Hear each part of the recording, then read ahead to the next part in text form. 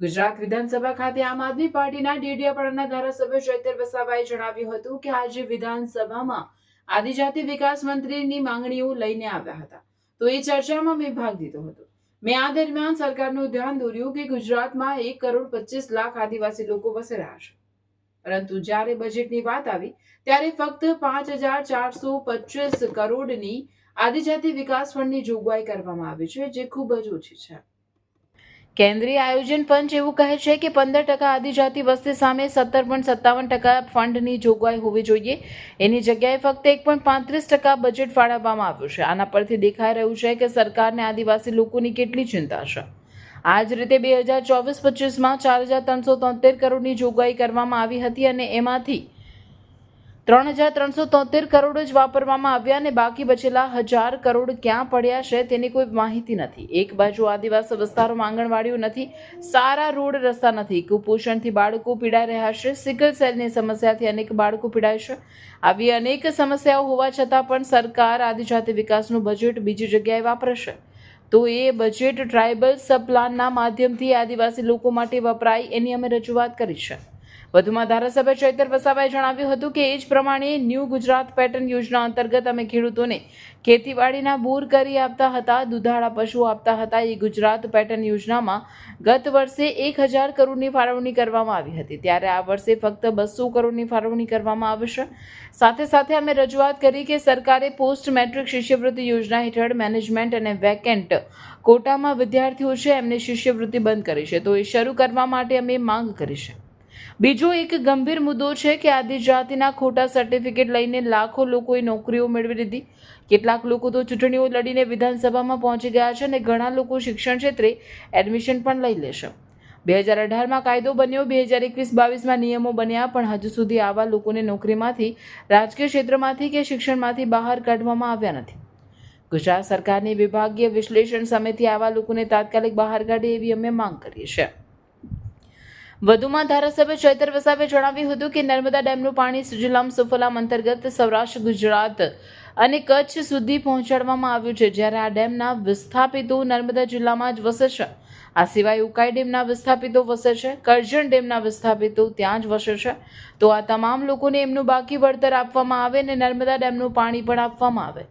ડેડિયાપાડામાં Gangapur dam બનાવવા માટે માંગણી આવે છે, તો તેને બનાવવા માટે અમે ઈચ્છા ધરાવીએ છીએ. ડેડિયાપાડા તો નર્મદા, ઉકાઈ અને કરજણ એમ ત્રણેય ડેમને અડીને આવ્યું છે, તો એનું પાણી અમને આપવામાં આવે કે નહીં, કે આદિવાસીઓની જમીનો લઈને તેમને વિસ્થાપિત કરીને નવો ડેમ બનાવીને પાણી આપવામાં આવે. આ સિવાય આદિવાસી વિસ્તારમાં આંગણવાડીઓની ઘટ છે, ઓરડાઓની ઘટ છે, કુપોષણ અને સિકલ સેલ એનિમિયાની સમસ્યા છે. તેના માટે યોગ્ય આયોજન કરીને આદિજાતિ વિકાસનું બજેટ વાપરવામાં આવે એવી અમે સરકારમાં રજૂઆત કરી છે. કે આ ગુજરાતના રોડ રસ્તા હોય, તમામ જગ્યાએ આદિવાસી સમાજે પોતાનો પરસેવો આપીને આ ગુજરાતના વિકાસમાં એમનું ખૂબ મોટું યોગદાન છે. ત્યારે આદિજાતિ બજેટમાં આ વર્ષે 5,425 કરોડની જોગવાઈ કરવામાં આવી છે, જે ખૂબ ઓછી છે. કેન્દ્રીય આયોજન પંચ એવું કહે છે કે 15% આદિજાતિઓની વસ્તી સામે 17.57% એમનું બજેટ હોવું જોઈએ. એની સામે માત્ર 1.35% જ આદિજાતિઓને બજેટ ફાળવવામાં આવ્યું છે. જે લોકો વિકાસથી ઝંકી રહ્યા છે, વંચિત છે, એના માટે પણ સરકારે 1.35% જે બજેટ ફાળવ્યું છે, ત્યારે આપણને એના પરથી ખબર પડે છે કે સરકારને કેટલી ચિંતા આદિવાસીઓની છે. અને સાથીઓ, તમે જોયું હશે 2024-25માં આ જ પ્રકારે 4,373 કરોડની જોગવાઈ થઈ હતી અને એ 4,373 કરોડની સામે માત્ર 3,373 કરોડ રૂપિયા જ વાપરવામાં આવ્યા. 1,000 કરોડ રૂપિયા કાં છે, કયા હેડે પડેલા છે, એની કોઈ રેકોર્ડમાં માહિતી નથી. એ જ પ્રમાણે ગત નાણાકીય વર્ષ 2025-26માં 5,120 કરોડની જોગવાઈ કરવામાં આવી. તેની સામે માત્ર ને માત્ર 2,410 કરોડ જ આદિવાસીઓ માટે વાપરવામાં આવ્યા. ત્યારે એક બાજુ આદિવાસી વિસ્તારોમાં આંગણવાડી નથી, શાળાના ઓરડા નથી, કુપોષણથી બાળકો પીડાય છે. મારા જ નર્મદા જિલ્લાની વાત કરું, 11,253 બાળકો કુપોષણથી પીડાય છે. દાહોદ જિલ્લામાં 19,596 બાળકો કુપોષણથી પીડાય છે, સિકલ સેલ એનિમિયાથી પીડાય છે. અને સરકાર એ આદિવાસીઓનું બજેટ બીજી જગ્યાએ વાપરે છે. તો એ બજેટ ટ્રાઇબલ સપ્લાનના માધ્યમથી ડાયરેક્ટ આદિવાસીઓ માટે વપરાય એની અમે રજૂઆત કરી છે. એ જ પ્રમાણે જે ન્યૂ ગુજરાત પેટર્ન યોજના અંતર્ગત અમે ખેડૂતોને ખેતીવાડીના બોર કરી આપતા હતા, દુધાળા પશુ આપતા હતા, માંડવા પ્રોજેક્ટ આપતા હતા, એ ગુજરાત પેટર્નમાં 1000થી પણ વધારે જોગવાઈ આગલા વર્ષોમાં હતી. આ વર્ષે માત્ર 200 કરોડ રૂપિયાની જોગવાઈ કરી છે, જે પણ એક દુઃખદ બાબત છે. એ જ પ્રમાણે જે બાળકોને પોસ્ટ મેટ્રિક શિષ્યવૃત્તિ યોજના જે ભારત સરકાર પુરસ્કૃત હતી, ઘણા વર્ષોથી ચાલુ હતી, આ સરકારે 28/10/2024ના રોજ પરિપત્ર બહાર પાડીને આદિજાતિના 12મા ધોરણ પછી ઉચ્ચ અભ્યાસ કરતા વિદ્યાર્થીઓ જે પણ લોકો મેનેજમેન્ટ કોટા અને વેકેન્ટ કોટામાં એડમિશન લીધા છે એમના માટે શિષ્યવૃત્તિ બંધ કરી દીધી. સરકારને આજે અમે વિનંતી કરી છે, જે પણ આદિજાતિના વિદ્યાર્થીઓ મેનેજમેન્ટ કોટામાં વેકેન્ટ કોટામાં છે, એ ચાહે કોઈ પણ અભ્યાસક્રમમાં હોય, એને તાત્કાલિક અસરથી સ્કોલરશિપ ચાલુ કરવામાં આવે એવી અમે માગણી કરી છે. સાથીઓ, એક ખૂબ જ ચર્ચિત મુદ્દો ઘણા વર્ષોથી ચાલે છે. આદિવાસીઓના ખોટા જાતિના સર્ટી લઈને લાખો લોકો નોકરીઓમાં લાગી ગયા છે. કેટલાક લોકો ચૂંટણીઓ લડીને વિધાનસભા સુધી પહોંચી ગયા છે અને શિક્ષણમાં પણ એ રીતના એડમિશનો લઈ લે છે. અમે આજે સન્માન્ય ગૃહમાં કીધું, 2018માં કાયદો બન્યો, 2020-22માં નિયમો બન્યા, છતાં પણ એ ખોટા લોકોને આજ દિન સુધી નોકરી હોય કે રાજકીય ક્ષેત્રે હોય કે શિક્ષણ ક્ષેત્રે હોય, એમને બહાર કાઢવામાં આવ્યા નથી.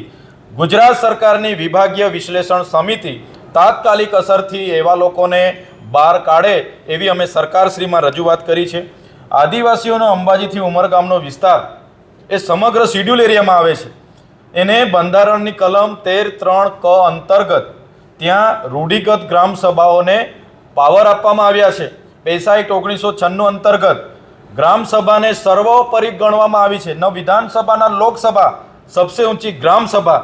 આજે મેં વિધાનસભામાં સરકારશ્રીને કીધું, અંબાજીથી ઉમરગામ વિસ્તારમાં, એ ચાહે અંબાજી હોય, એ ચાહે કેવડિયા હોય, માલસામોટ હોય, ડમલાઈ હોય, વાલિયા હોય, આંબાડુંગર હોય કે નસવાડી હોય, દરેક જગ્યાએ આદિવાસીઓની જમીનો વિકાસના નામે બારોબાર લેવામાં આવે છે.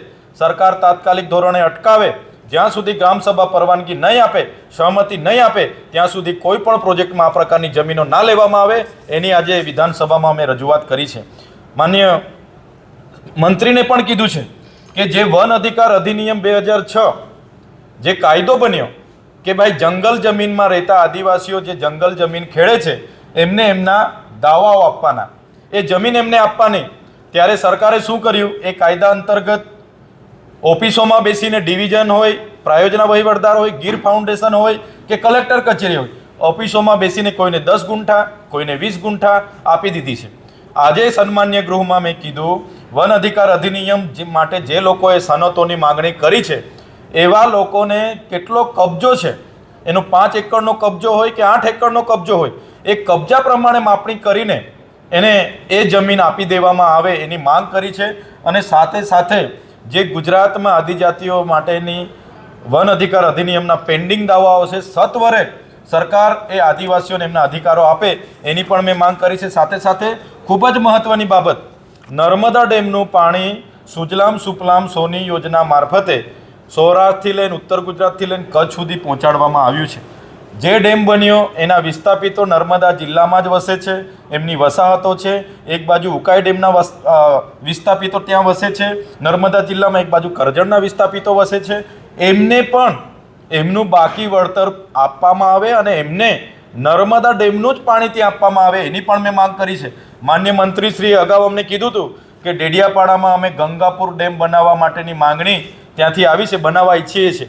ડેડિયાપાડા તો એક બાજુ નર્મદા, ઉકાઈ ને કરજણ ત્રણેય ડેમને અડીને આવ્યું છે, તો એ ડેમનું જ પાણી ડેડિયાપાડાને આપવામાં આવે, નહીં કે નવો ડેમ બનાવીને આદિવાસીઓને ડૂબાડીને એમની જમીન લઈને એમને વિસ્થાપિત કરીને સ્થળાંતર કરીને ફરી એ જ પ્રકારે અન્યાય કરવામાં આવે. એટલે જ્યારે પણ સિંચાઈની સુવિધાની માંગણી છે તો નર્મદા ઉકાઈમાંથી જ આપવામાં આવે એની પણ મેં આજે માંગણી કરી છે.